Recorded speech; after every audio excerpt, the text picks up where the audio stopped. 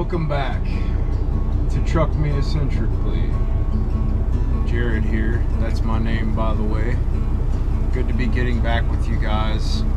Right now, I'm in Dunn, North Carolina. Just a little city off of I-95, just up above Fayetteville. I don't know exactly what I'm picking up, but I'm at a wastewater treatment plant right now. And by the time this is all said and done, you guys are going to be sick of watching me back up. Because it seems like that's all I've been focusing on lately in every single video. But I am going to back up once again. And actually, that road just over there, I'm going to be backing down that road and around the outside of this large holding tank right here. Haven't seen exactly what's back there on the other side. I do see a crane over there in the distance that's going to be loading me up. So apparently I'll be backing up all the way back to where that crane is. I'm taking it down to Green Cove Springs, Florida. I think that's what it is. So yeah, I got a long drive ahead of me down 95. Got to be there by 2 tomorrow, 1400. But really I got to be there before that. I'm gonna get there as early as I can. Tomorrow's Thursday, so yeah, that's all I have to say right now. Thanks for watching and stay tuned. We're gonna back down this crazy little driveway here. So this is taking a real long time. You guys know the deal with these cranes. They're pretty slow for good reason. I mean, it's understandable why it's taking a long time, but yeah, unfortunately I was the second truck to come in here. There's a third truck right here now. He's kind of blocking everything, and he's, you know, I'm pretty sure he's in the right spot, but I tried to tell him what I had to do and what they told me to do. Basically, when I pulled in, I was right around there. You know, there's an animal control shelter right there. He's looking at that address, acting like that's where he's gonna go to pick his load up. It's actually over here by the wastewater treatment.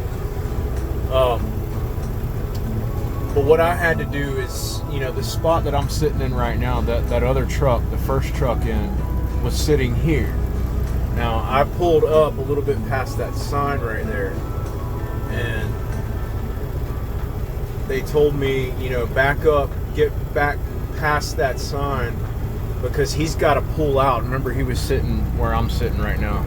He had to pull out forward that way and then come back and swing it around into that driveway right there, and like I said, go around that holding tank to get back there. There's only enough room for one truck to do this at a time, and I just tried to tell that guy, hey dude, you should probably do what they told me to do, back up and get behind that white sign right there. But he does not speak the English very well, and he's not Italian, he's Russian, and I can't do a Russian accent very well, so there's my improv Italian accent. I'm not making fun of the guy. I'm not doing all that stuff. I'm not going there. I know you guys don't want to sit here and listen to me talk. I know you want to see things in action, so I'll get back with you when we figure this out and when it gets out of the way, because right now he's blocking everything. Like the dude that's getting loaded, he's not going to be able to leave, and I'm not going to be able to back up. He's talking to he wouldn't listen to me. I'm the truck driver. Now he's talking to an animal control officer. She's telling him to go back there, so I guess he does understand English. He's gonna go back there and get stuck. But you know, let him do what he wants to do. I'm not his boss, and it's none of my business. I'm just gonna sit here and see what happens. This guy doesn't know what the hell is going on. He doesn't know what to do. I'm going to try to help him again. I've already tried to help him once and he wouldn't listen to me. But I'm going to try to see if I can move over some so that he can just back up right next to me. And he doesn't have to blindside around that curve to get back to where he was. He should have stopped, but he didn't. When he came in, he should have stopped. Anyway, I'm not gonna, like I said, I'm not gonna argue with logic or, you know, belittle the guy, you know. Okay, he finally understood what I was trying to tell him. I mean, I seriously, I questioned the guy's comprehension of basic English, and so he finally got the clue, and finally he's backing up now. So.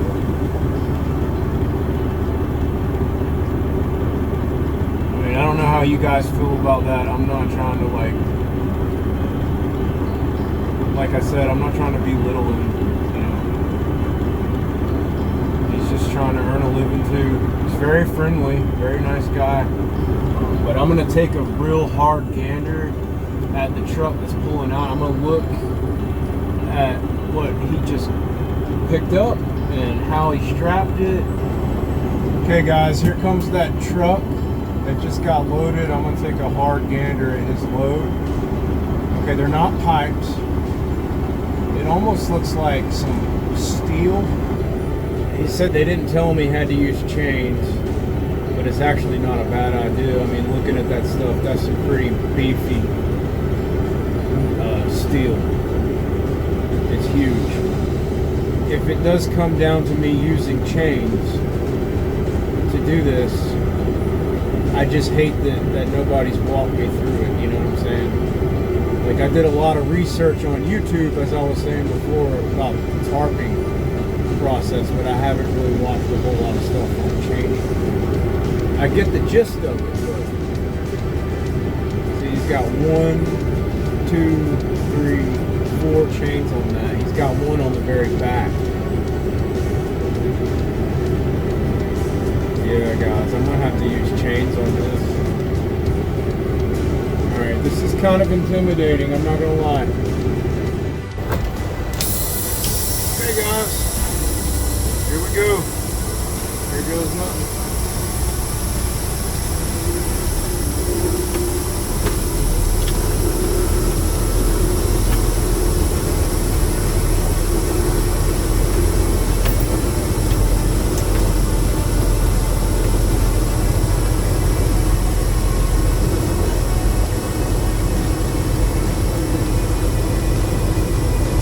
I really need a forward-facing camera. Like I get that, I understand. Maybe one day I'll be able to do that.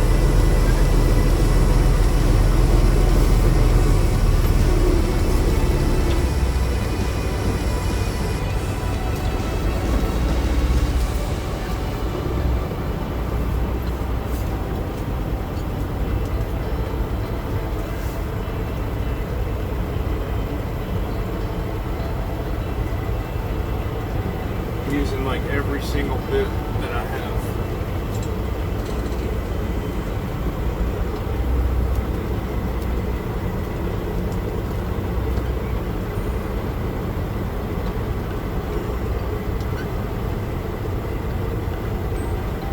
This is bad.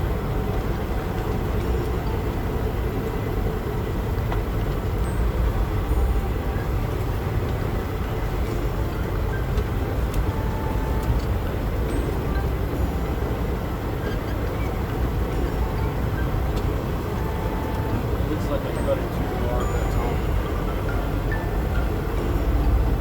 Yeah, it should be alright though, I would think.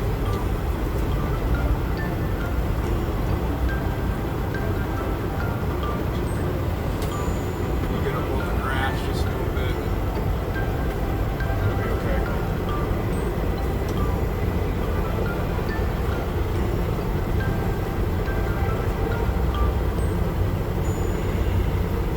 Let him get back behind me again so that they're out of the way.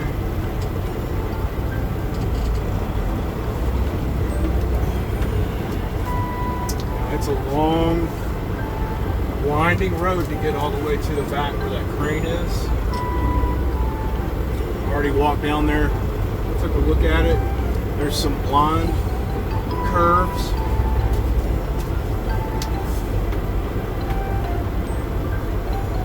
Thankfully,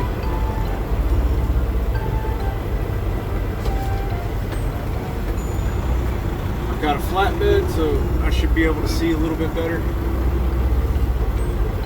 Now, the next thing I want to do, I know that the camera's on the wrong side of the truck for you guys to really see this.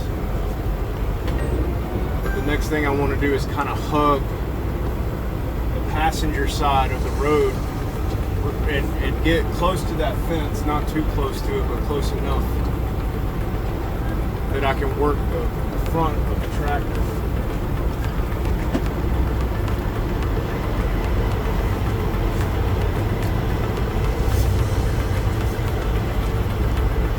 Around this building and all this other stuff that's over here, I can't see.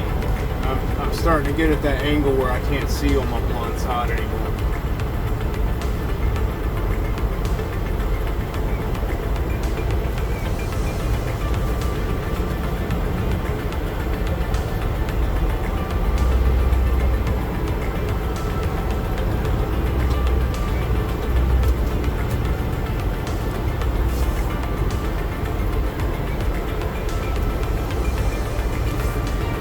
Let him spot me. He just did something with his, he just did some kind of a gesture. I'm not sure what he was doing. Maybe he was just swatting a fly out of his face.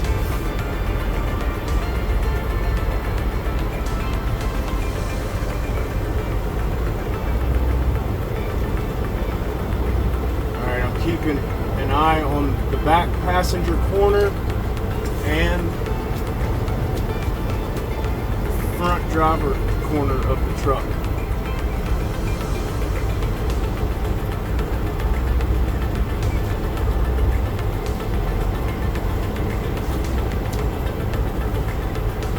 Keeping the wheel at an angle because this is a curve. I am going to have to start to straighten out just a little bit because I'm running out of space over here on the driver's side.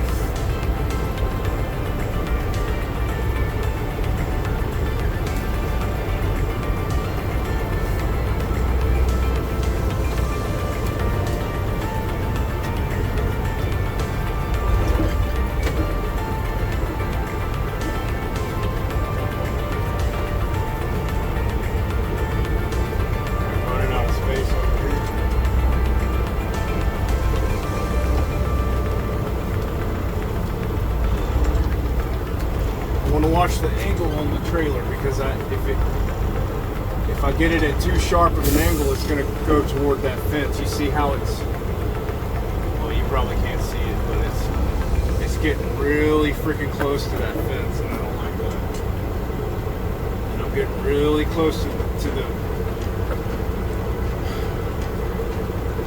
I have to reset. It's all wrong. I'm too close to both of these fences.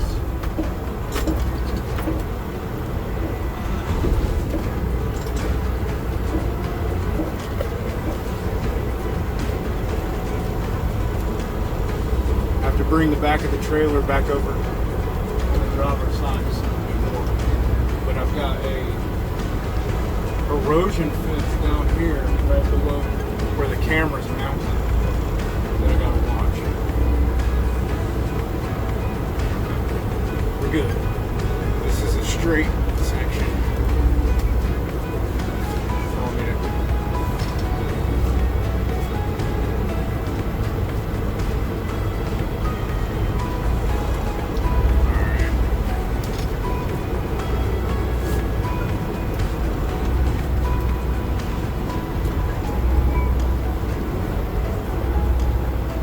I'm close to that fence.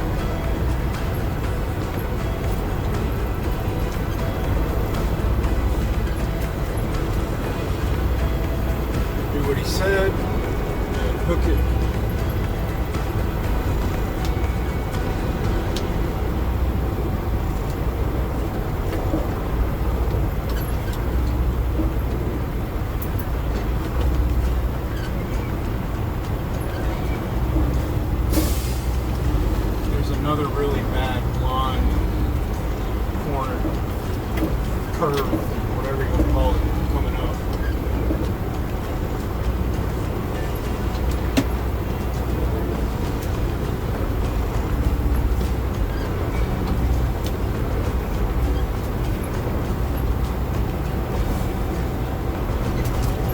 That's too much. That's too much.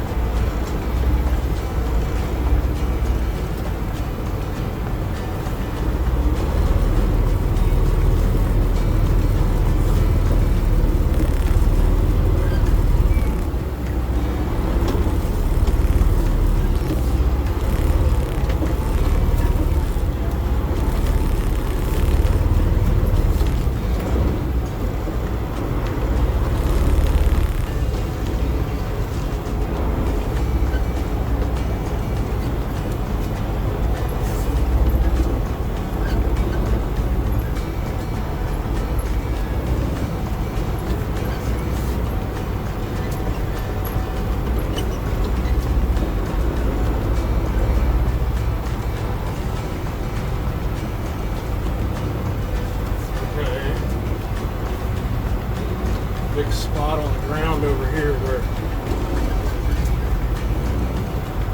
it's real soft.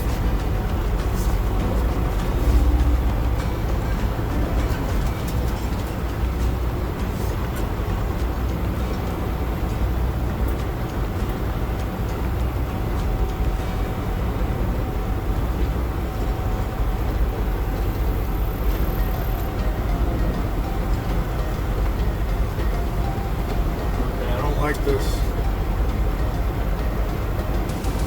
I don't like this. This is that blind corner.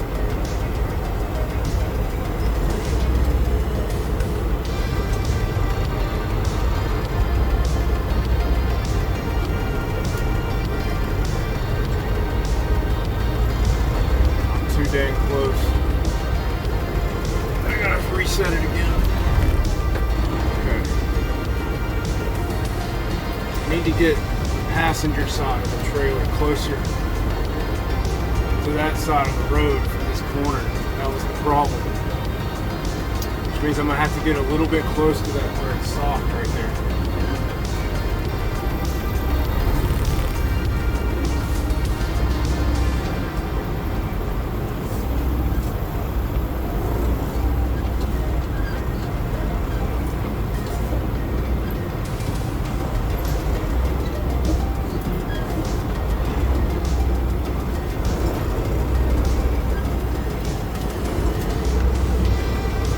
There's an excavator back there too, I gotta watch it.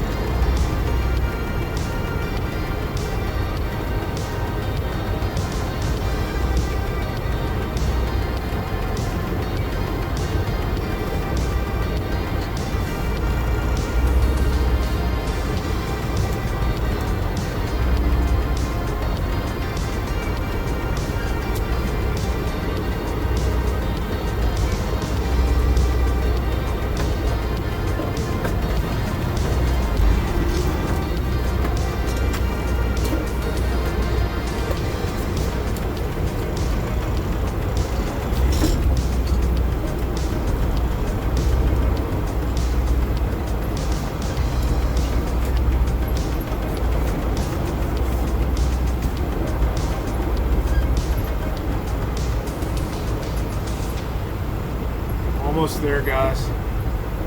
One more blind curve.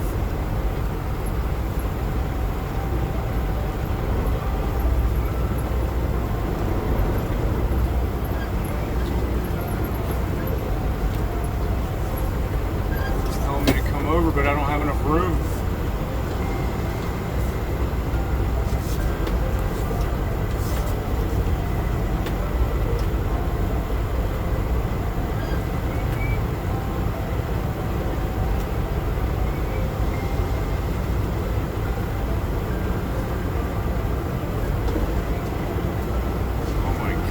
Such a big drop off on the passenger side of me.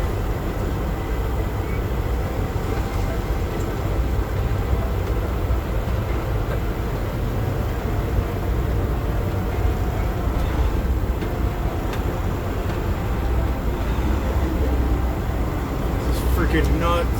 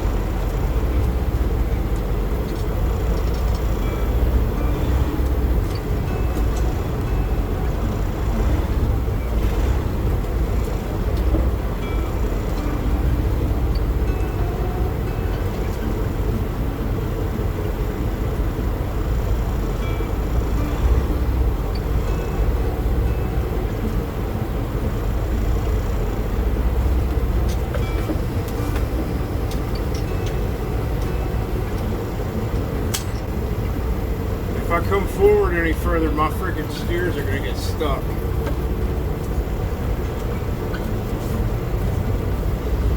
I should have got out and looked at this crap.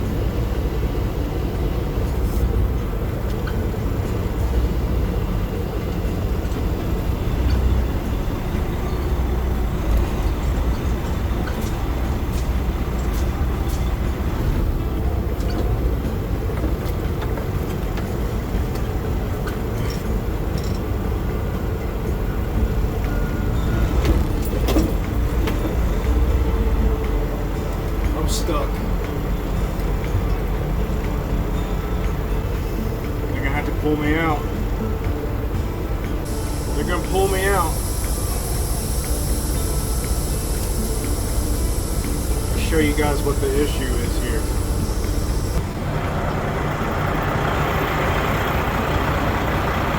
Right there. It's way too soft right there.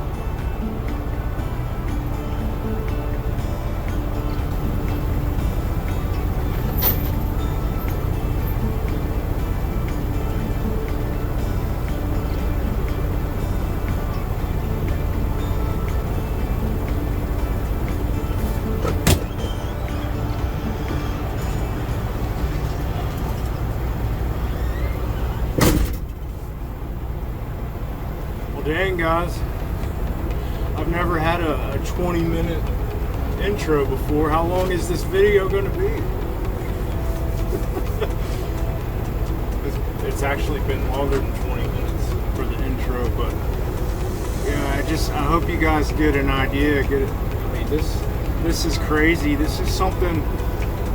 This setup. I mean, I know you guys can't see much where the GoPro is right now. You can't really get a good look at everything, but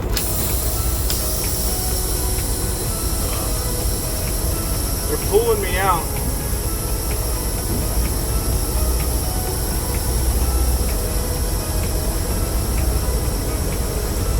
As I speak, they're pulling me out.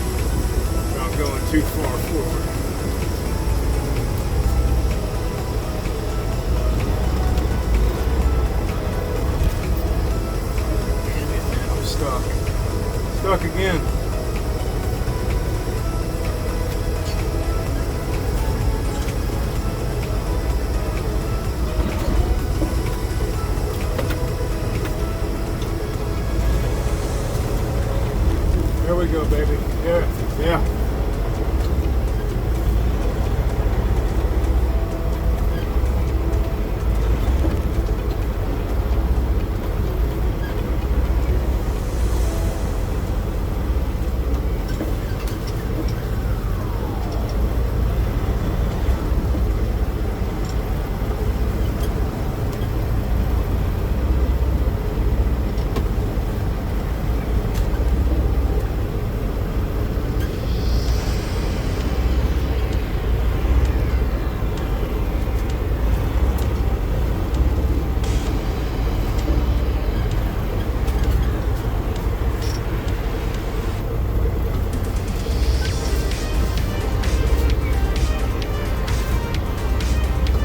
Did it, guys.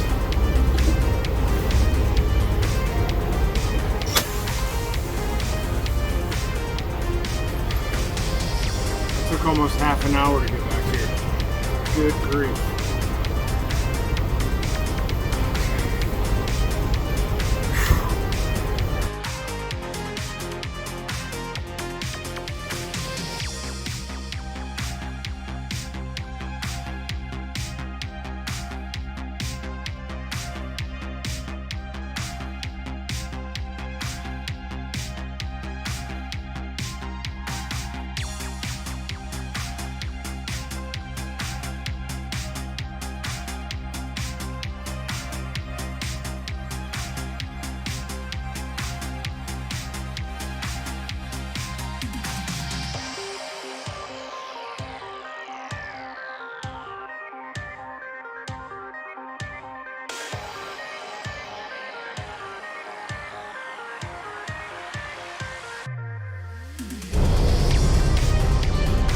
Okay, we're ready to secure now. We are gonna chain for the first time. So let's get this underway.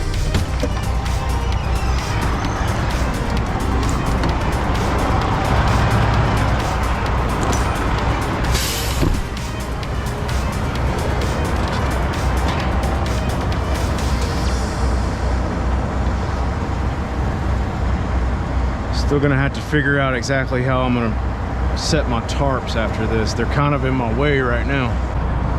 Okay, so like I was saying, I got two of these clamp binders and I got two ratchet binders. I'm gonna use the ratchet ones because that's what I was told to do.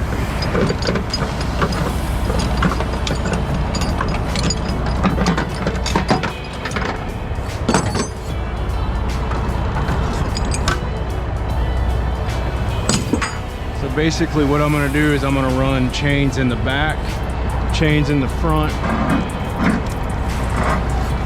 When I say chain, I mean one in the back, one in the front, straps in the middle with edge protectors.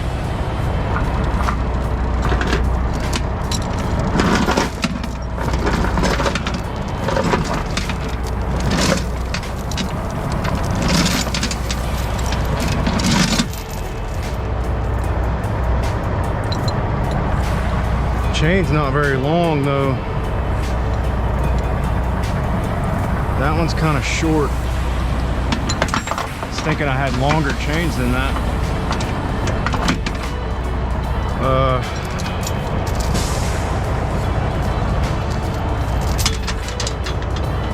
Well, it might work. Let's try it out.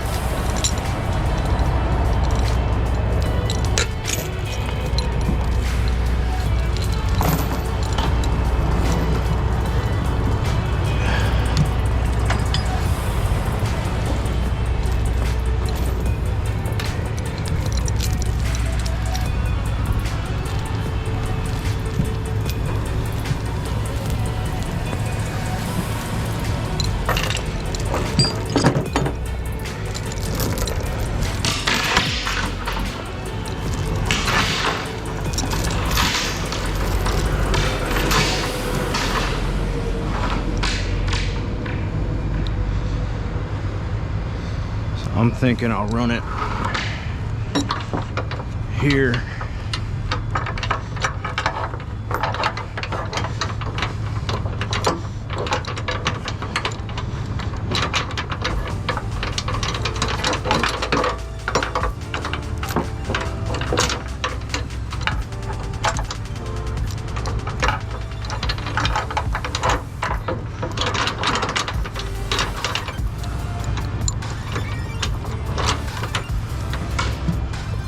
Maybe like that.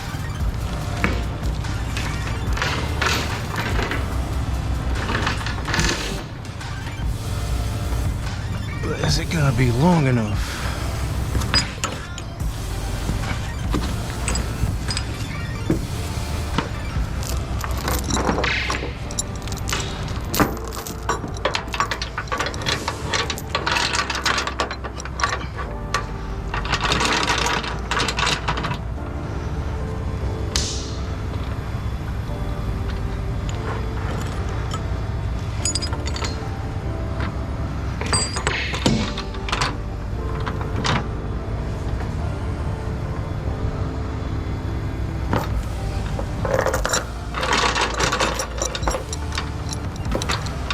Okay guys, I have an idea.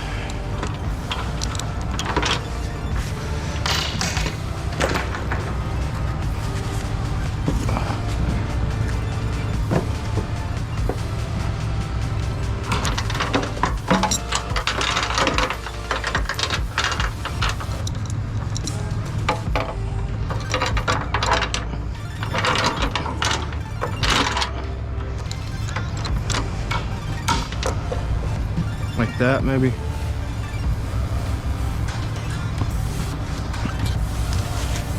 Don't worry, I'm gonna take pictures of all my work and send it to my boss. Make sure I'm doing it right.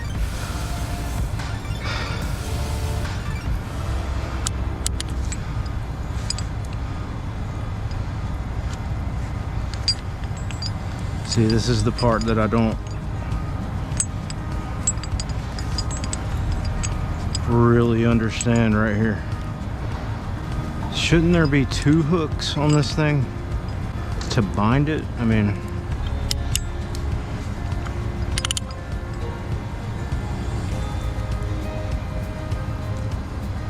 it's got to be able to grab onto it somewhere else, you know what I'm saying? Okay guys, so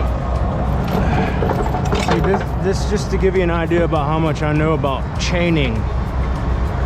I didn't even realize it, but this is what is missing on my ratchet binders. I didn't even know it when I pulled them out. I didn't even know until I got to looking at it thinking, man, there's got to be another hook on this thing, or how does it work without it, you know?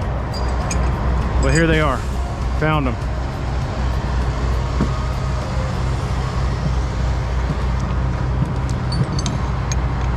Now,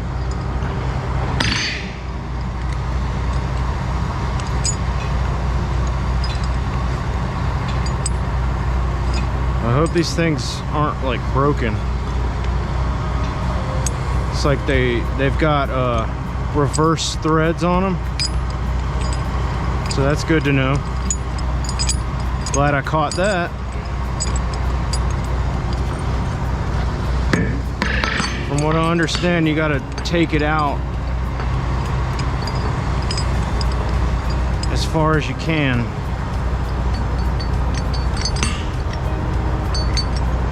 That's probably good like that.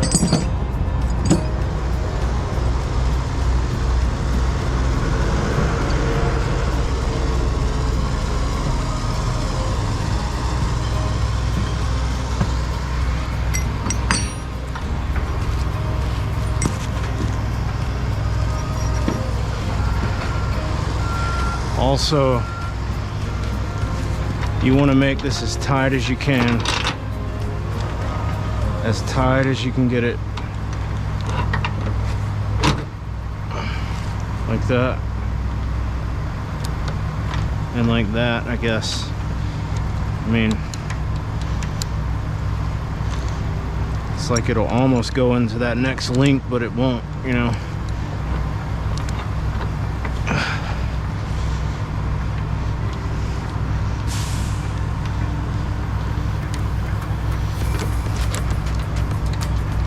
Yeah, not quite. So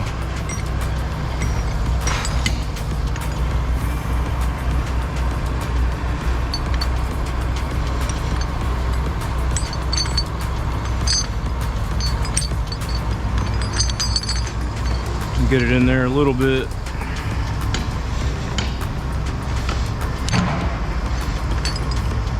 I think it needs to go on there like this.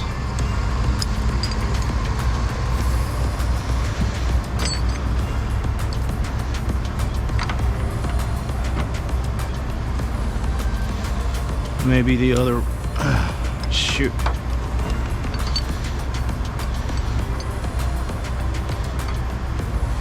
Maybe like this.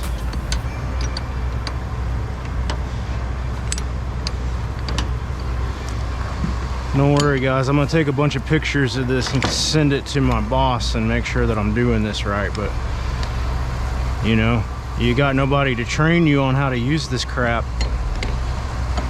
It's just learn as you go, right?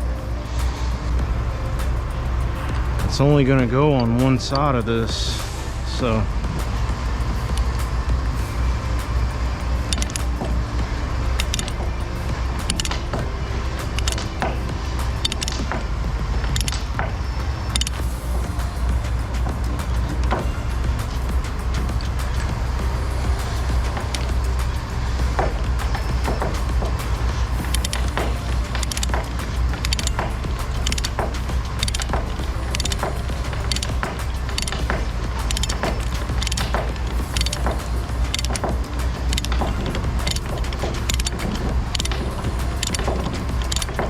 Can't even tell if it's getting tighter or not.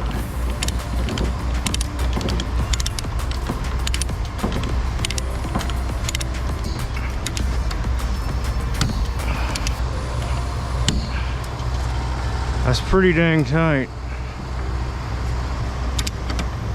I just hope I did it right.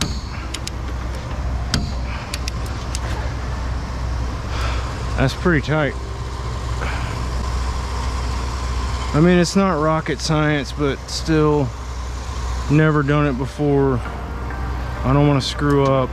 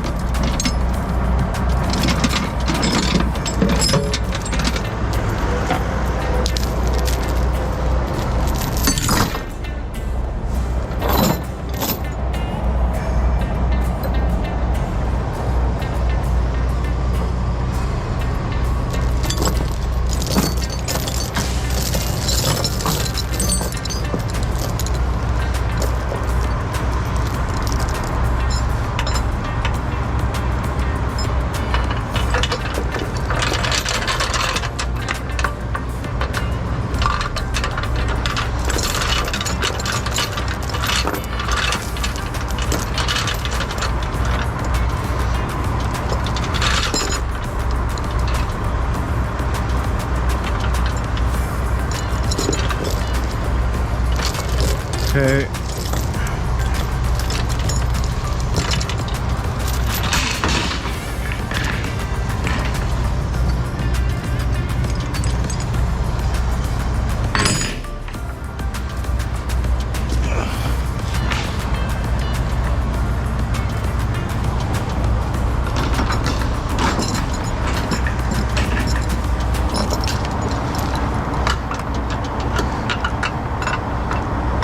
Gotta put some more slack on the other side. I used too much that time.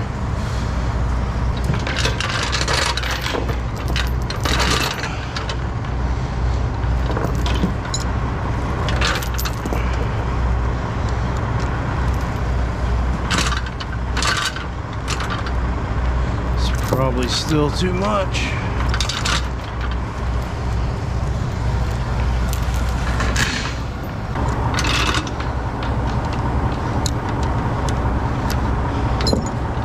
As tight as I can get it.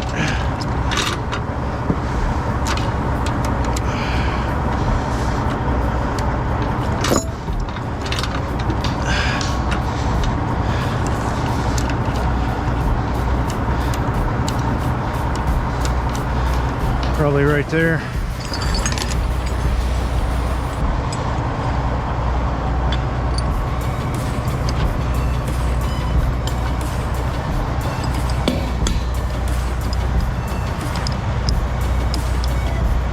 Right there.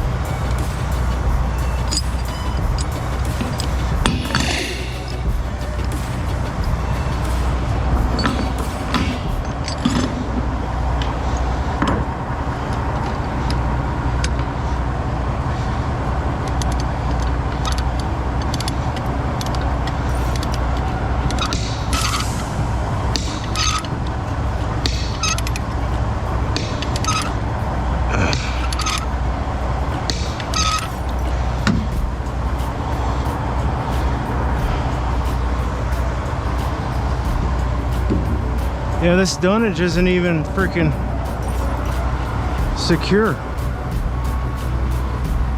I don't like that. I don't freaking like that at all. This is a problem.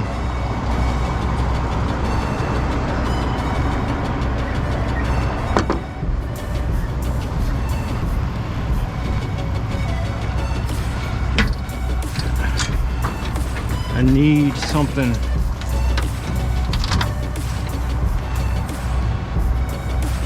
to close that gap up. I got a 2x4 right here. This might be too thick. That's too freaking thick, but maybe if I just come forward some with it. I can't have that thing up off the deck like that, you know what I'm saying?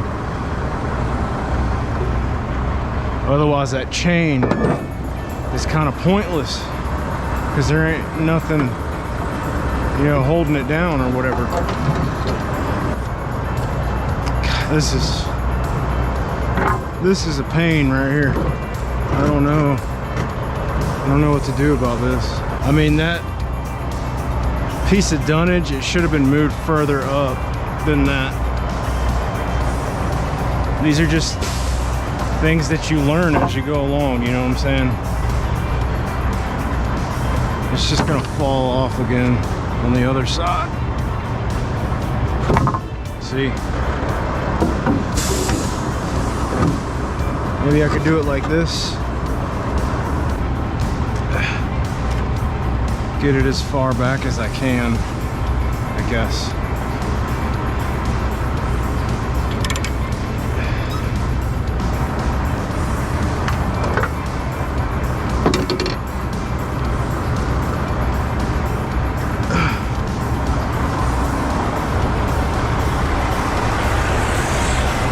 I know one thing, this is taking too long. At this rate, I'm never gonna get to Florida.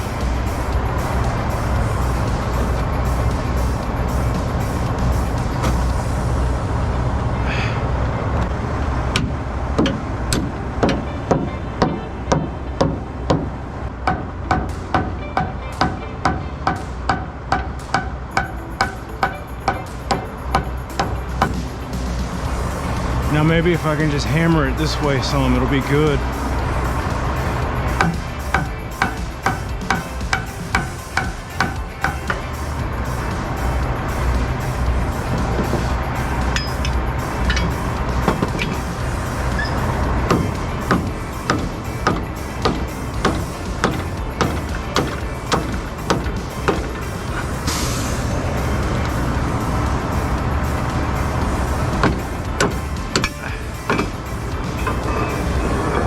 How's that? Better? I don't like it, but damn, what else am I gonna do about it?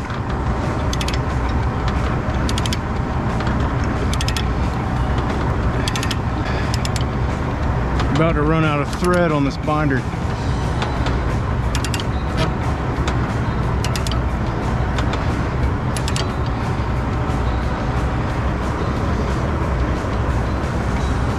So at least it's got some support on it now, you know. This piece right here should have been up here, you know, and if it was, then that never would have happened. Now I'm just gonna strap the living tarnation out of it.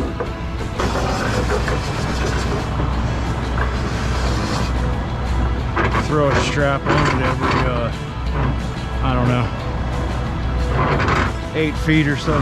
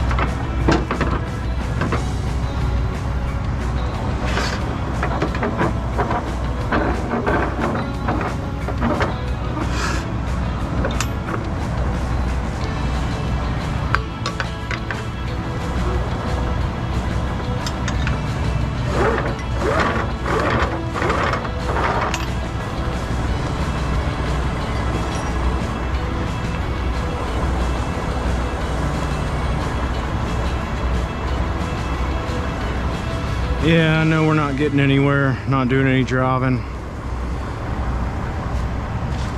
Sorry.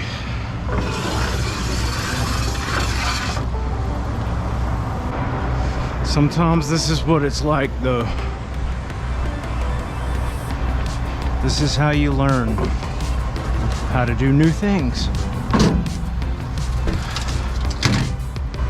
It's doing the same thing in the freaking back too. You see that crap? Same thing. Really gonna have to keep an eye on this one. Could potentially be dangerous, you know. I don't like this load already. I haven't even taken it anywhere yet. Okay, somebody left a comment about the straps, saying that if you put a twist in your strap, it helps it stay tight.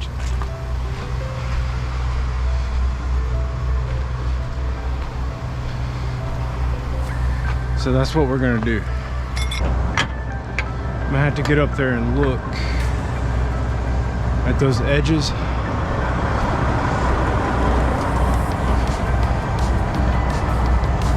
They're pretty rounded off. It's not considered a hard edge, so I don't think I'm gonna need my edge protectors for this. It's not gonna hurt the strap. If it was a right angle or more, yeah, I'd use the edge protectors. I might throw another strap back here and another one in the front. The only reason why I'm doing this is because I've never used chains before and I don't trust my work, so I'm gonna put another strap on here just for good measure. One in the front and one in the back. No, I'm probably just being paranoid, but still, there's no such thing as securing too much.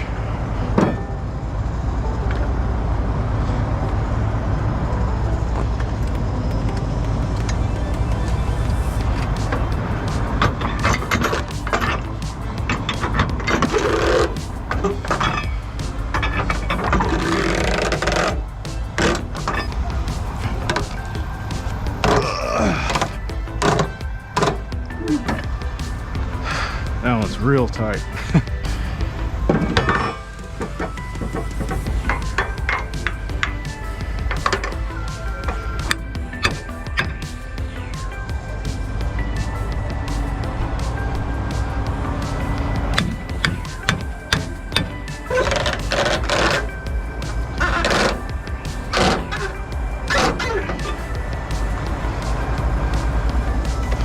Okay.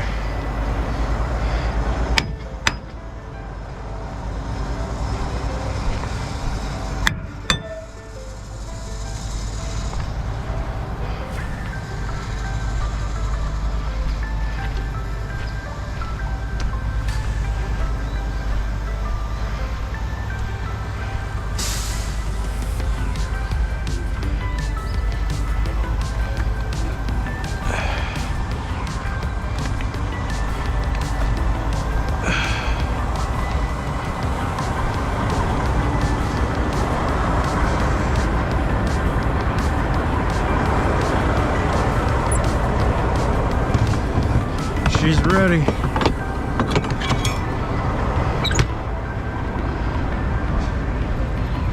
I know that took a long time, but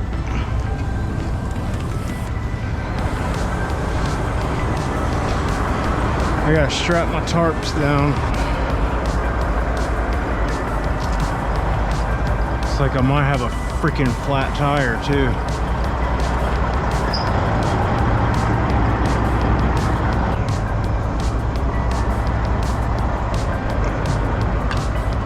Right here.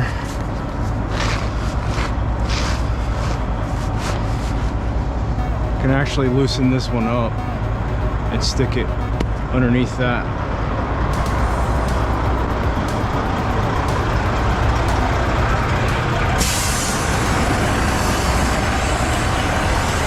This is the dirtiest freaking job I've ever had. Look at me, I'm like filthy.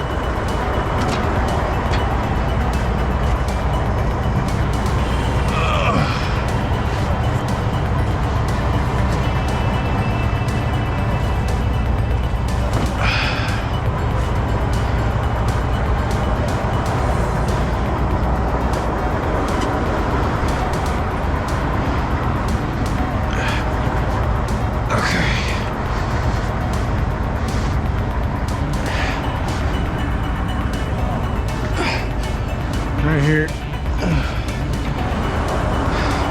Need my cheater bar again.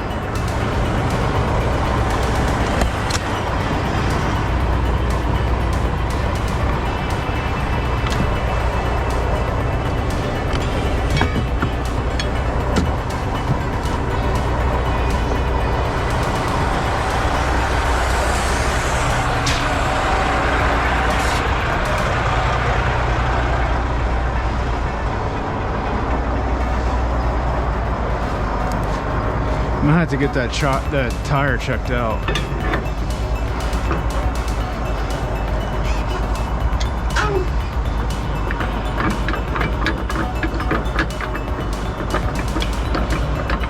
It doesn't look good.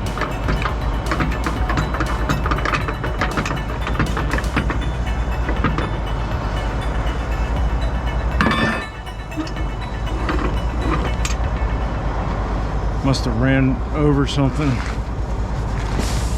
Was too busy trying to back into this crazy place. Probably ran over something.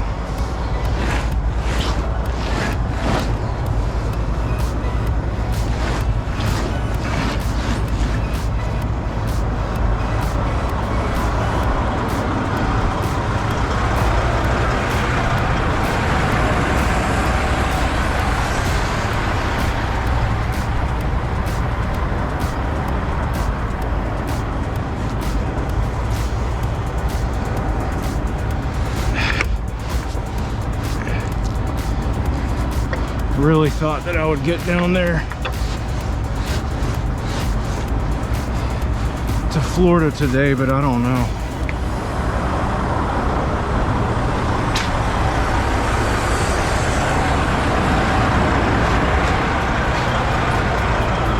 This crap took so freaking long to do.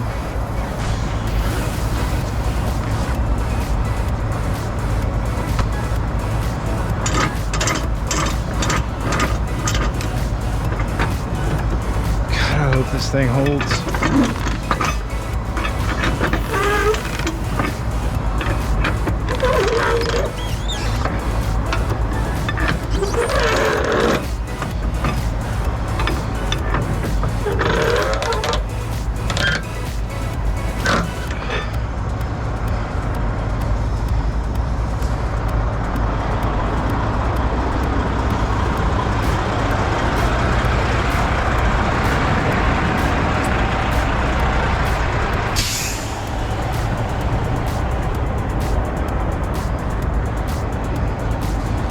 Yeah, it's good.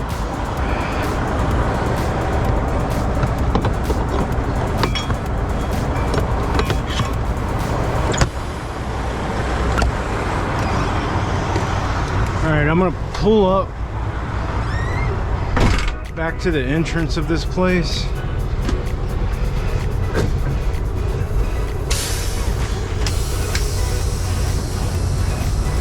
Then I'm going to check the air pressure in that one drop tire on the passenger side because it looks so dang low.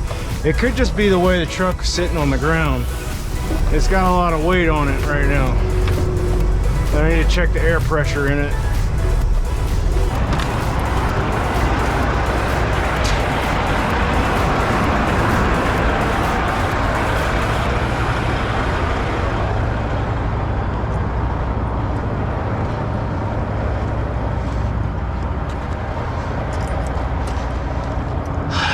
Here we go.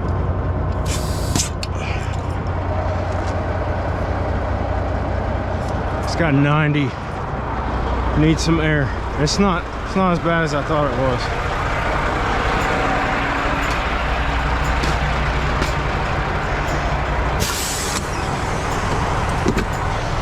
About 15 psi too low though.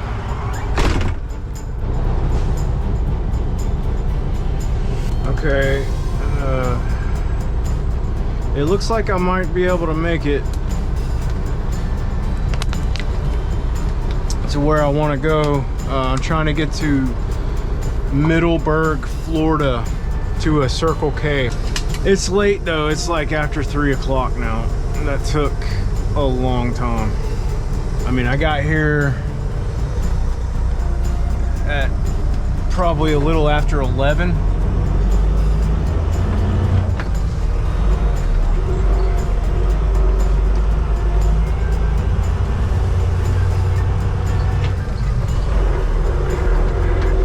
And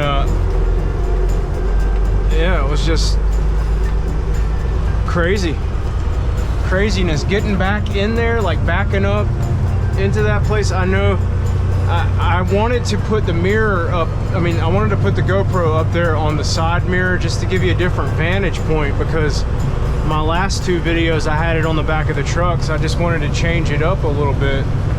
But at this particular place, I really should have kept it on the back of the truck. You could have seen a lot more than what you saw. I mean, it was pretty freaking insane backing up at that place. I mean, it was just tight corner after tight corner after blind curve after soft shoulder. I got stuck. But that is the one good thing about backing at those construction sites. If you get stuck, there's somebody there to pull you out, and it's not a problem normally. But yeah,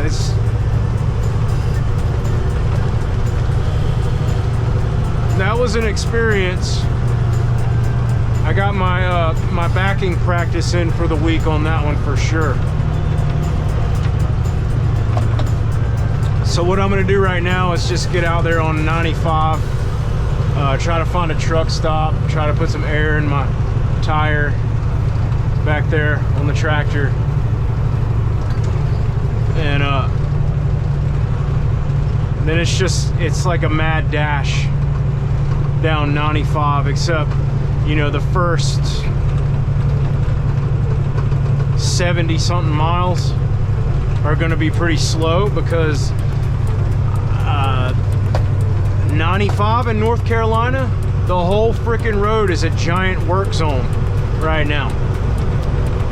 And it has been for quite some time, and it will be for quite some time.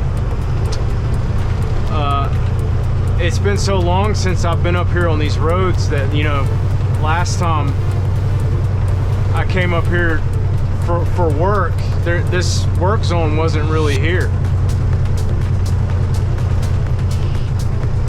But it's definitely here now.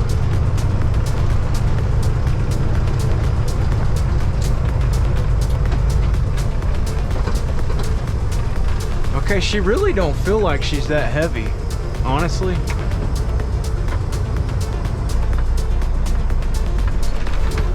Okay, well, if she'll pull out of that in second gear without stalling, that's a good sign that I'm not that heavy.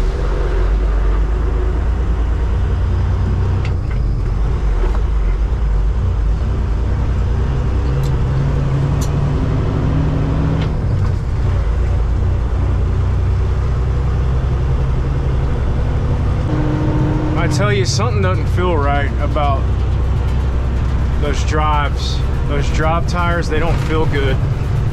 Something doesn't feel right. I'm gonna have to pull over and check it out.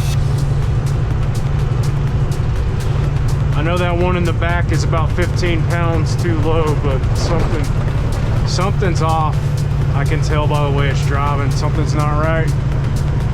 And there's no telling, you know, you go through those construction sites and you can run over bolts, screws, nails, you name it. Pretty nice looking out here, but it's not nice looking on the interstate, I promise you that. We'll see it. We're gonna look at it.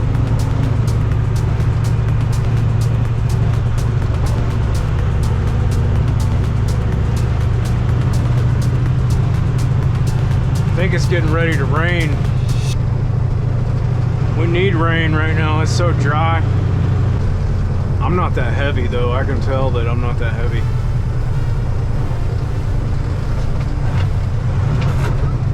Those things, they're big, they're bulky, they're intimidating looking, but they're not that heavy.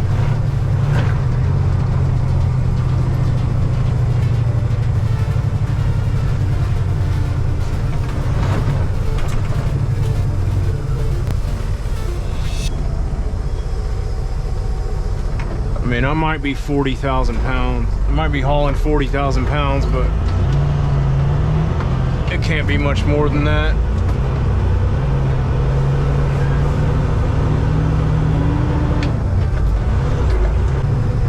Got a rough railroad crossing.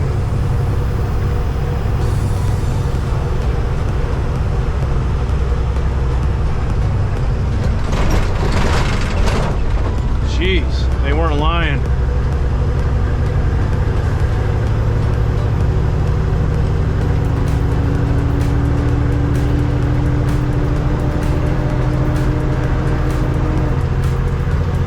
Getting up here by the interstate now. As soon as we cross over old US 301. So we're about probably 7 hours, 7.5 hours away from where I want to stop, and it's already 3:30 in the afternoon. I'm kind of working this weird schedule this week. I usually start early, like 3 a.m. But my truck broke down this week and I had to limp it back into Jackson on Monday, and they fixed it, you know, temporarily.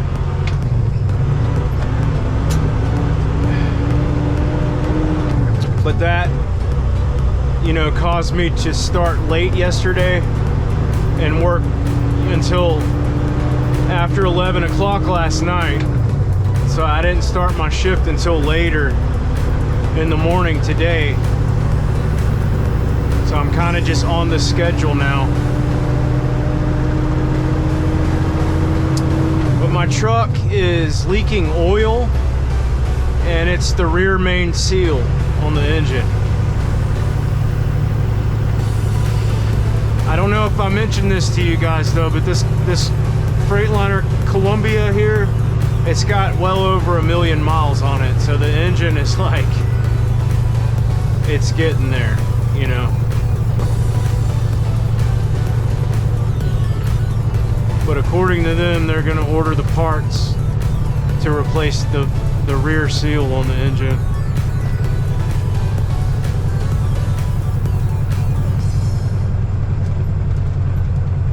Man, we're not even on the interstate yet and we're already getting work zones.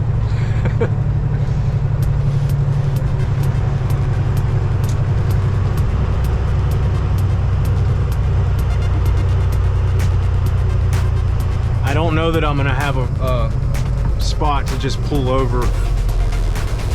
Well, it might work. Let's see what we can do.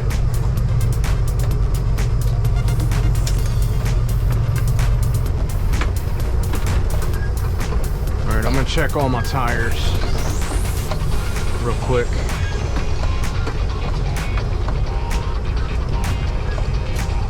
And I'll get back with you guys a little further down the road. Thanks for watching. Alright, so I told you guys I'd show you the interstate on 95 here in North Carolina and what it's looking like. This is basically it until you get a considerable distance north from here. I know this work zone, it goes on for probably well over 100 miles, and it's just 60-mile-per-hour work zone the whole way. So I kind of wanted to avoid filming on the interstate because my truck is so loud, but this is what 95 looks like in North Carolina right now. Now the area in Florida that I'm delivering to, it's actually it's near Jacksonville. It's like west to southwest of Jacksonville. And my plan is to drop all the way down there before I go on break. And I'm probably not going to get down there until about 11 or so tonight. I'm going to avoid trying to stop at one of the chain truck stops. You know, the Pilots, the Loves, the Flying J's, all that stuff, TA. There's a Circle K in Middlesburg, Florida. It's not very big, but I'm thinking that's probably my best bet to find a parking spot, and I'm hoping that I'm right. So I'm just gonna drive all the way down there past Jacksonville before I go on break tonight. So I might get a little bit of night footage for you. If I see anything interesting, I'll be sure to grab that. But yeah, I'll see you guys on the way down.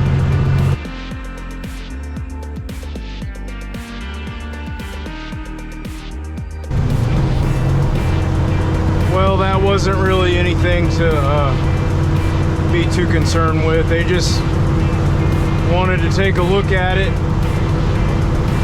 see what it was looking like. They let me go. Good thing too, now it's raining even harder here.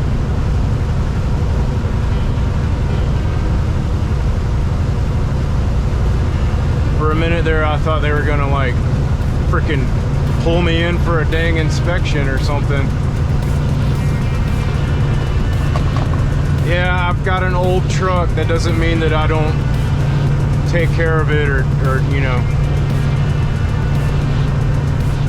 inspect it every day just because it's old. So yeah, we're gonna head down about 50 more miles to get to this truck stop, and then from that point on we're gonna see if it's full or not. If it's full, I'm just gonna head right on over to the place where I have to deliver. That's what I'm thinking.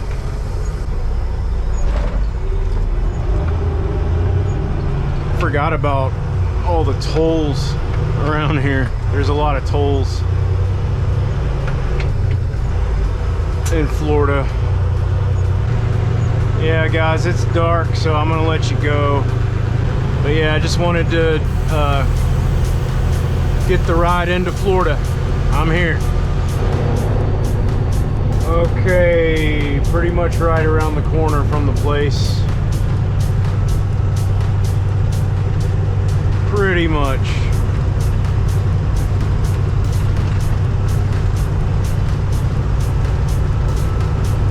Now I did cross I-10 on the way down here, and there's a TA, there's a Pilot, both pretty good size. But as I was, you know, passing those places, there was probably, you know, a good half mile of shoulder on the side of the road, and it was just lined with trucks. So yeah, I mean, those those two places are completely full, and those are big truck stops. So like I was saying earlier, avoid the chain truck stops after 6 p.m., you know. Try to see if there's something else. I've had a lot of luck, not always, but I have had a lot of luck trying to go into these smaller truck stops, you know, the Kangaroos, the Circle K's, the I don't know, Phillips 66 truck stops, the small places.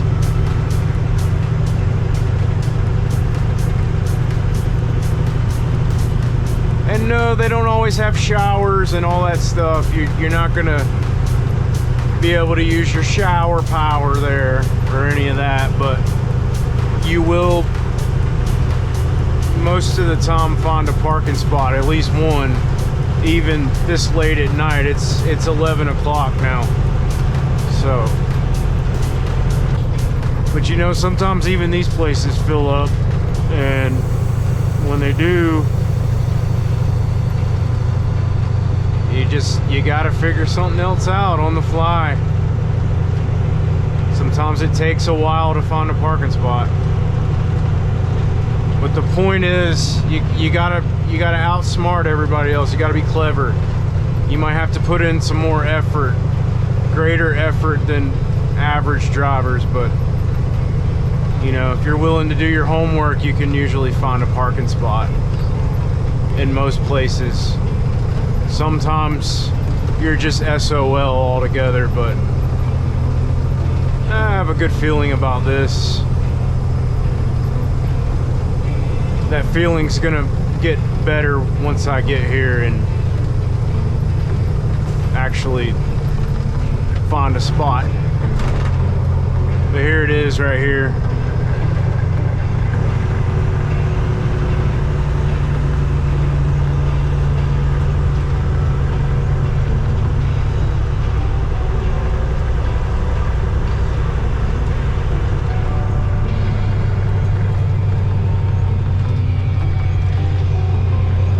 See here, what do we got?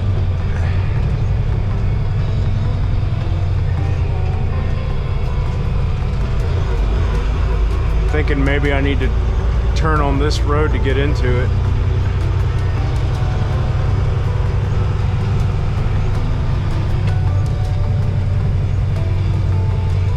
Way I won't be trying to back on the blind side, you know.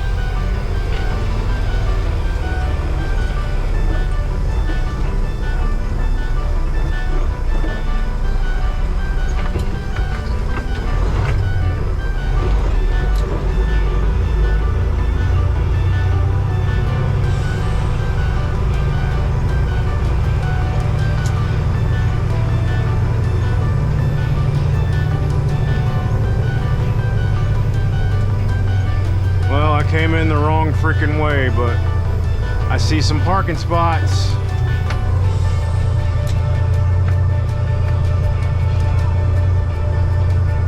Looky there. Now, I wish I would have got those other places, that TA, that Pilot, just to show you how full those places were, but this place has some parking spots, lo and behold, at 11 o'clock at night.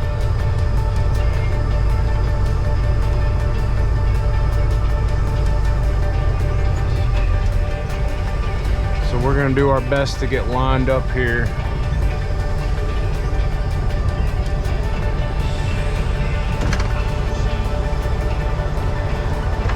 Oh, might as well get my trailer as straight as I can and just back her on in there. You see, I'm not the only one that thinks this way either. There's other truck drivers here. There's other over-the-road truck drivers here.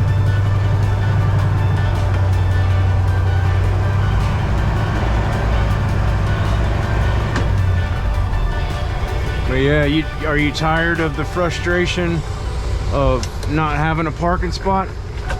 This is your solution. It's just my best advice I can give you. It usually works. Not always, but most of the time. I'd say maybe 7 out of 10 times it works.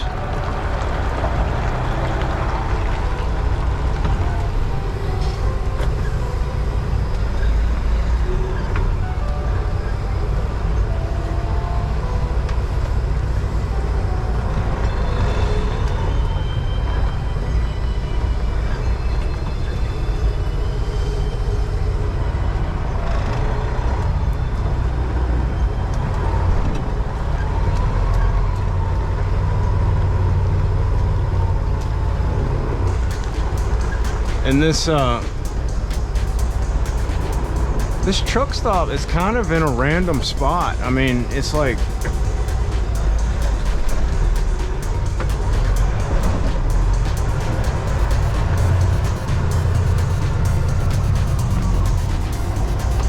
it's off of a county road. This isn't even a state highway.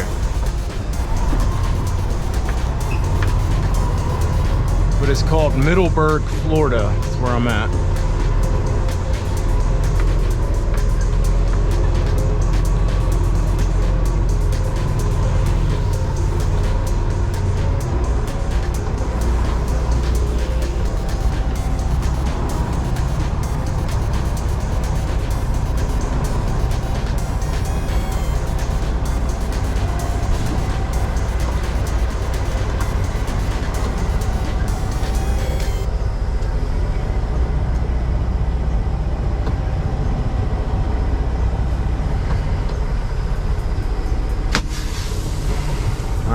Guys, good deal.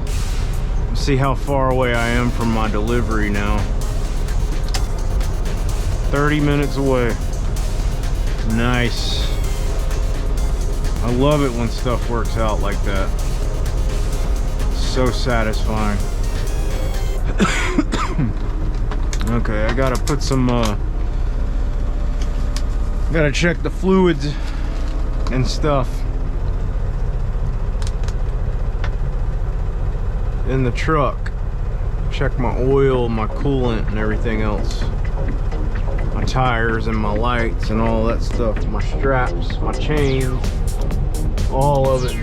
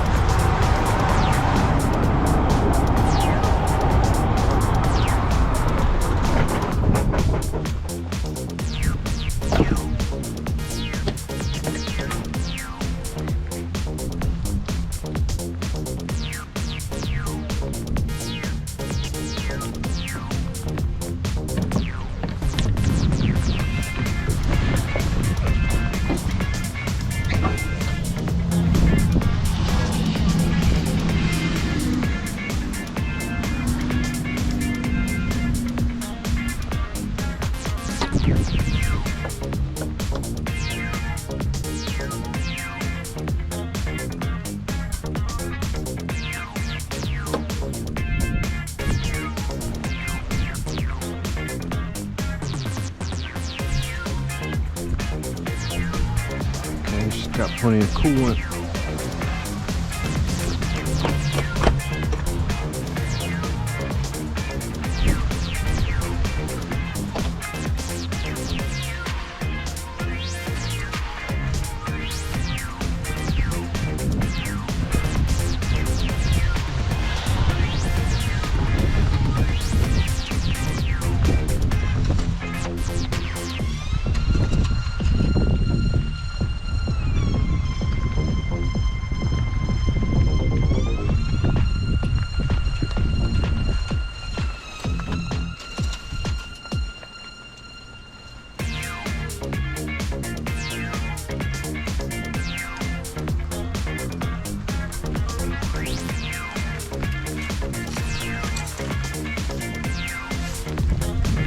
Oil's looking good too.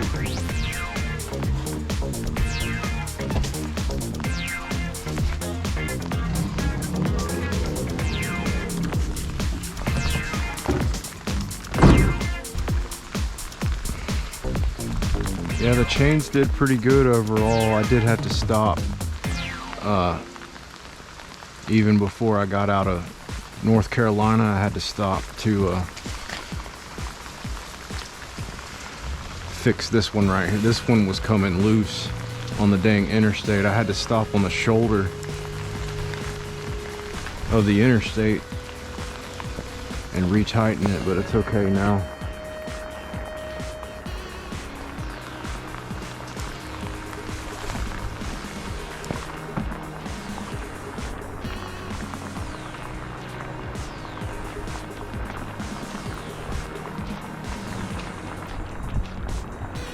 This dunnage shifted. I mean, the steel didn't shift, but the dunnage. You guys remember how it was loose? Well, it shifted over. And the bad thing is I can't really do anything about it. I don't want to be, you know, beating on stuff out here with a hammer right now. They got other jobbers trying to sleep and stuff, so I can't do anything about it at the moment.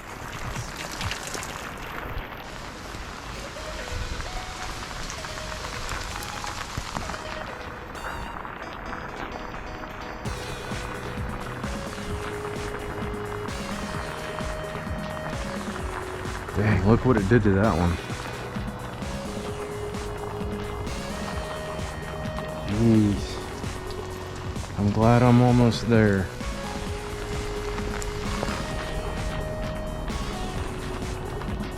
Yeah, this, see how that's sticking out? That's not good.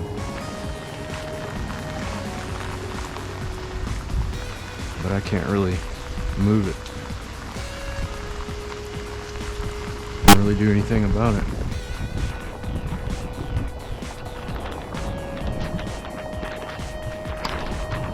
Getting soaking wet.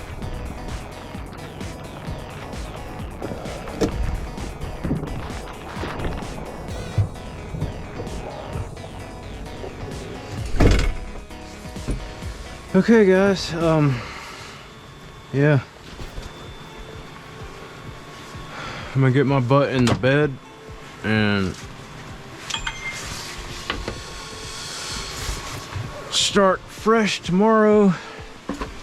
Told them I was gonna try to make it there before 10 o'clock. It looks like that should be very possible.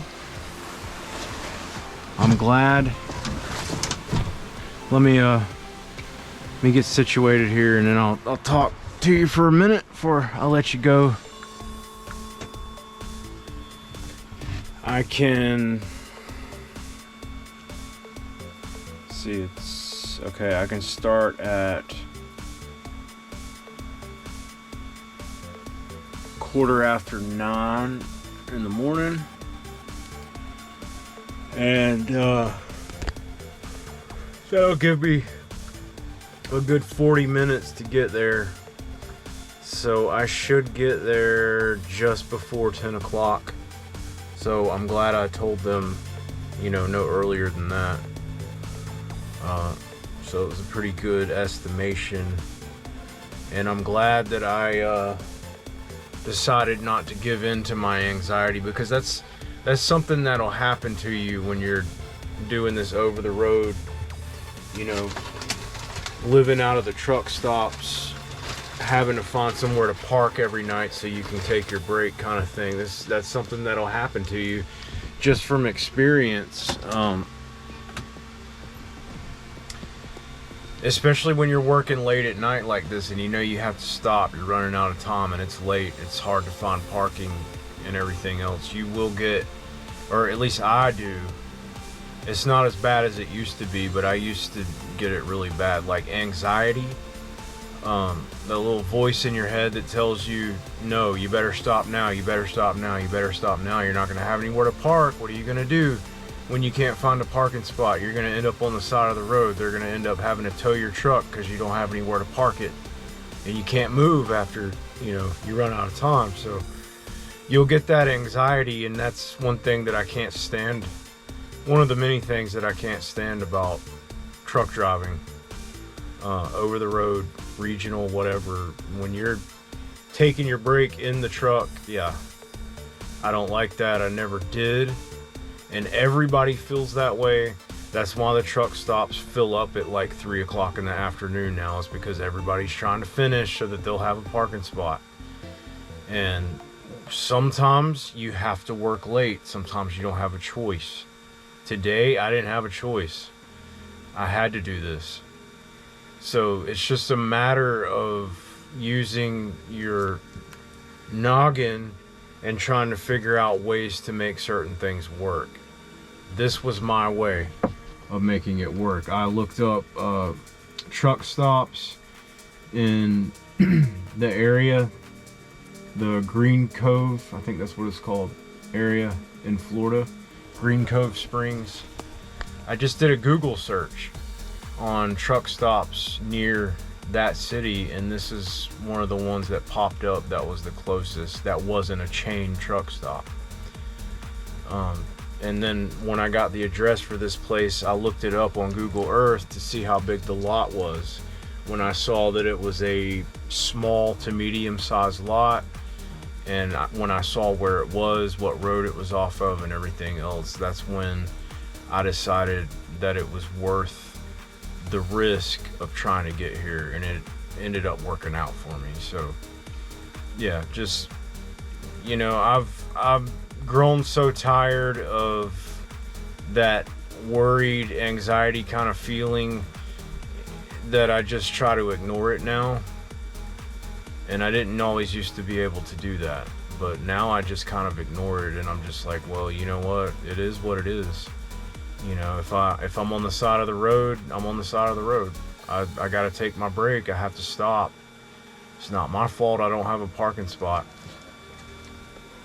So that's really all I wanted to say about it, but just, you know, explaining that to you and why it's so, I mean, it's just one of the many things about the job that's extremely stressful.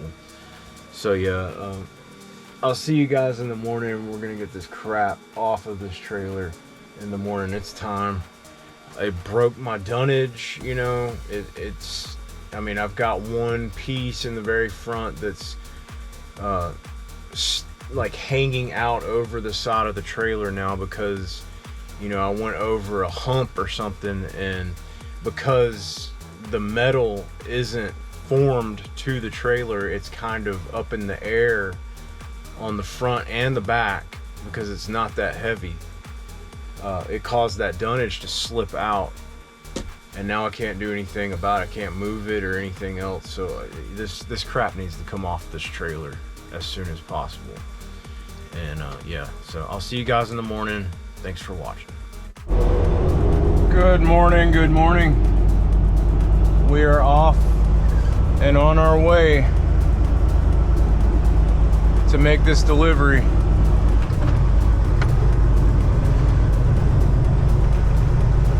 Like I said last night, I'm ready to get this one off of the trailer.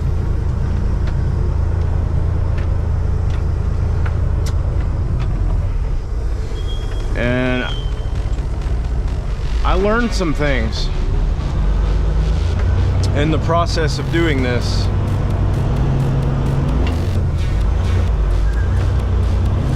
Learned some stuff about chaining.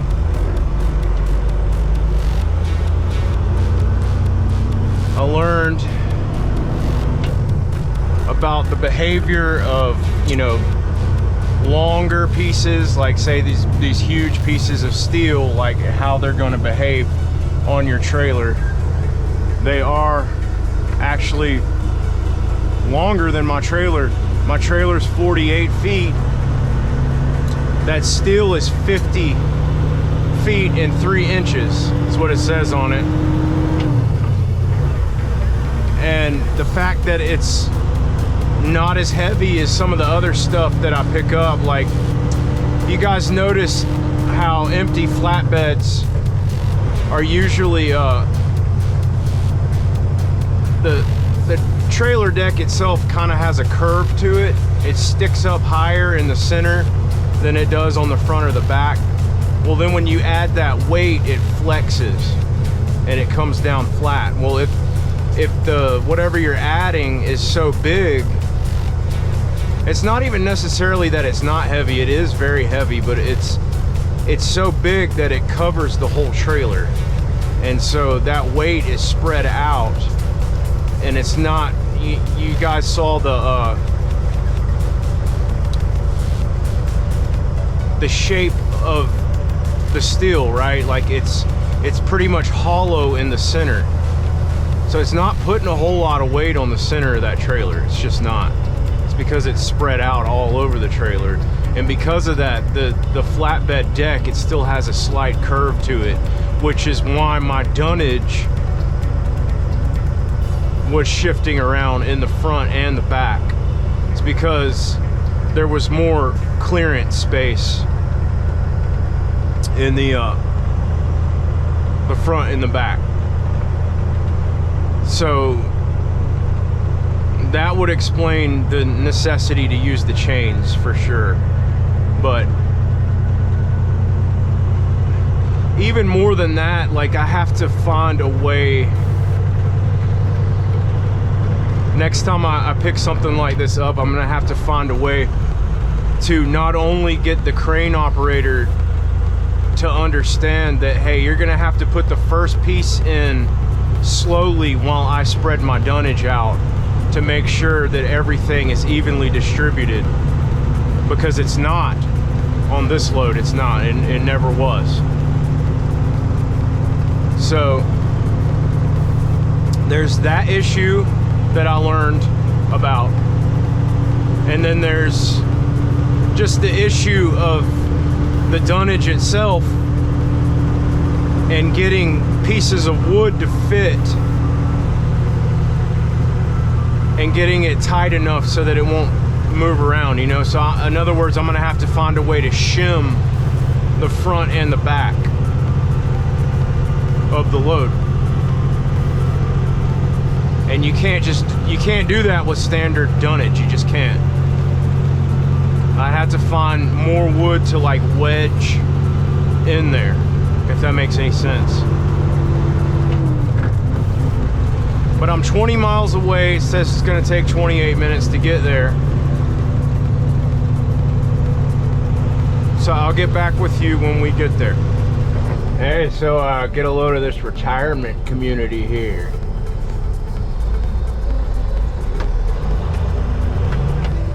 Looks like some of the buildings in St. Augustine, which we're really not that far away from right now.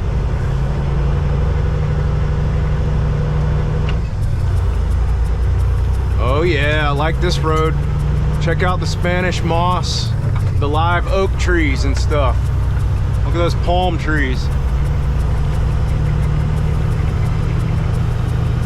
Nice. Nice little change of scenery.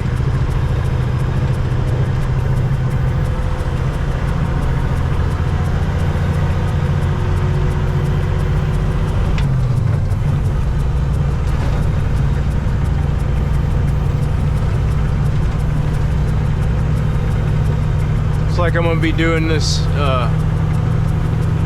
work in the rain today. It's not hot, but it's so humid here that it's like a freaking rainforest. And it just makes you feel icky, you know?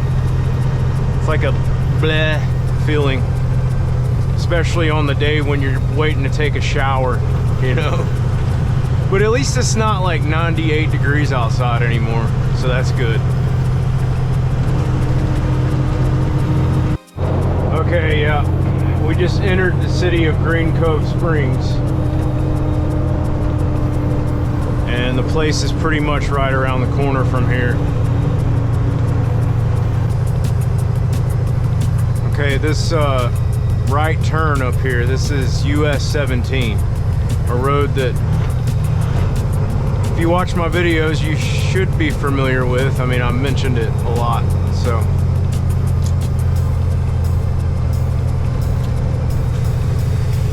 We're making a right turn, hoping there's enough room to make a right turn.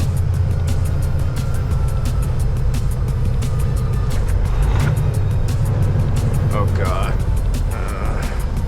that doesn't look good. I'm gonna be up all up on the dang curve if I try to do that. Need to let that turning lane clear out just a little bit, but it probably won't.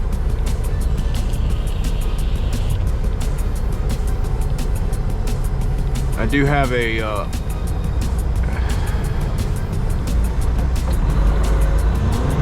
opportunity here, thank God. Okay.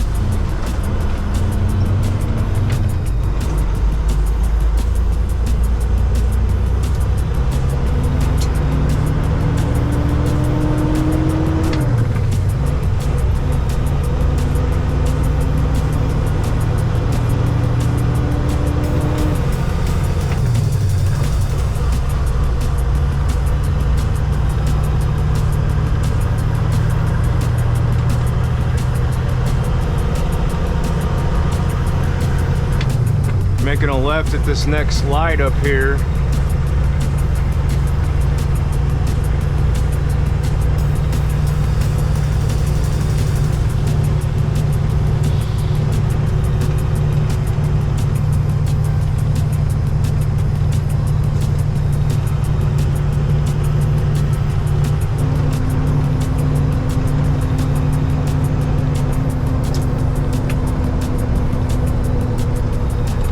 Got a sign for St. Augustine this way.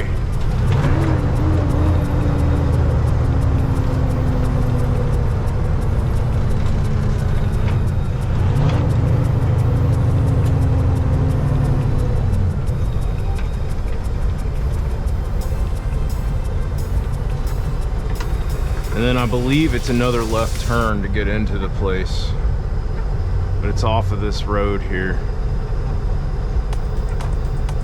Actually, no, it's a right turn. Okay.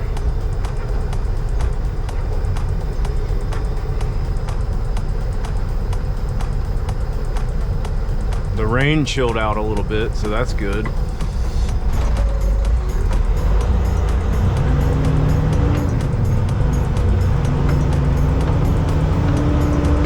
Yeah, this is it on the right here.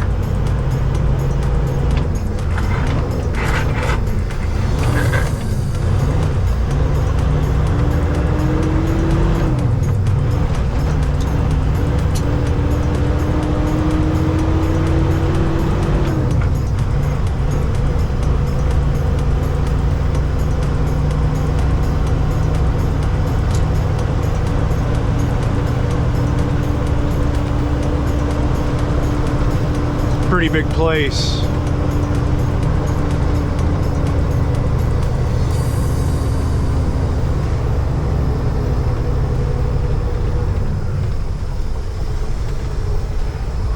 Just trying to make sure that this is a truck entrance. I can't tell.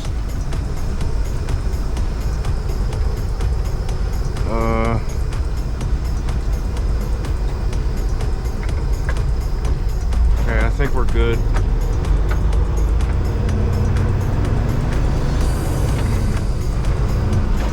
I hope we're good. Okay, I'll be back momentarily. Yeah guys, I just found it. So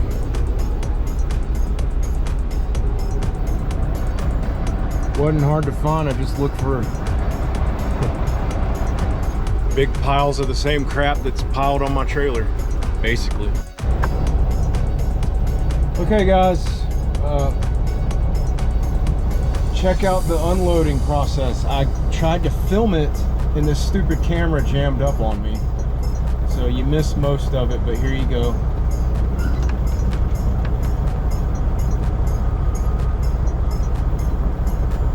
They don't need no cranes here.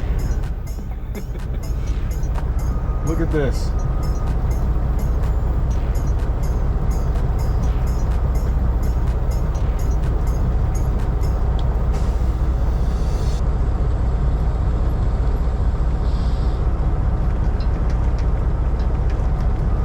That's actually all of them.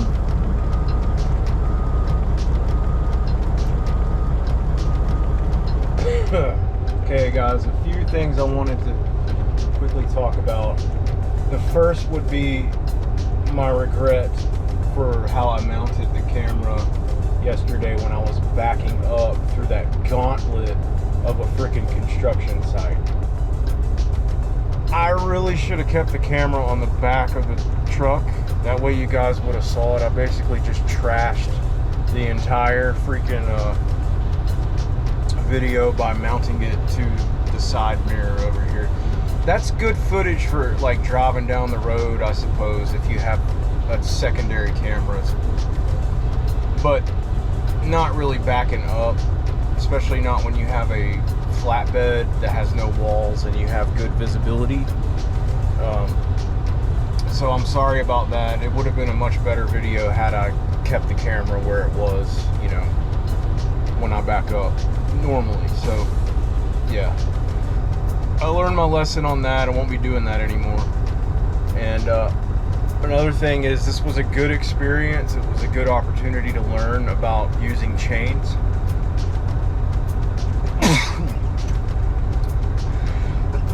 Sorry. It was a little intimidating at first. It was a little tense, especially when I first got out on the road and started driving. I got on 95 in North Carolina in that work zone. And I was checking my mirrors, looking at my straps and the chains. And not long after I got on the interstate in that work zone, I noticed the back chain was doing this. And so I had to stop immediately. But see, in that huge work zone in North Carolina, the shoulders are closed on both sides of the road. Every now and then you'll have an opening where there's an emergency pull off. So basically I had to slow down to like 40 miles an hour with my four-ways on and trudge on over to the shoulder when it was finally open for me. And I had to sit there on the side of the road, the side of the dang interstate in a work zone and fix it, make it right. Now, after watching a couple videos on YouTube about chaining, I think I realized what was going on with the chain. It's not that I didn't have it tight enough or anything like that. It's that chains can twist. And when they do, they can kind of jam up the links, like the individual links. They can jam up on you. And when they do, they can basically make it feel like everything's tight, because the links aren't, they're not stretched out the way that they should be. And I think that's what happened. I got it tight, but then when I got out there on the road and things started vibrating and bouncing around and stuff, those links started to twist them and work themselves out on the chain. And when that happened, it caused the chain to loosen up. So that's what I learned. The main thing that I learned yesterday is that, when you spread that chain out and anchor it, you need to make sure that it's straight. There's no twist in it. And so that was helpful to know. Another thing, like I've already explained before, the way that this deck is on this flatbed trailer, it kind of has an arch to it until it gets weight put on it. Well, if that weight isn't distributed enough in the right places, then that arch is not going to flatten out as much as it should. And what happens is, when you got a real long load like that, the weight is so evenly distributed throughout the trailer that although whatever you might have may be heavy, it's not heavy enough to get some of that arch out of the deck on the trailer. And so it can cause the front and the back to be up higher off of the deck than the rest of the load toward the center. And when that happens, you're going to have issues with dunnage. You're going to have issues with keeping your dunnage in place in the front and the back.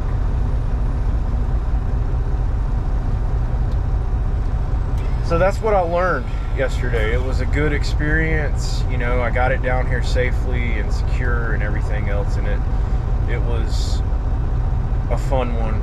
It was a little challenging, especially all that backing.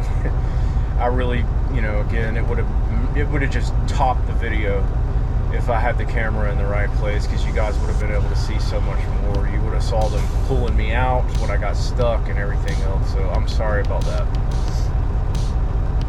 Anyway, I'll see you guys in the next one. Take it easy. Jared signing out with TME.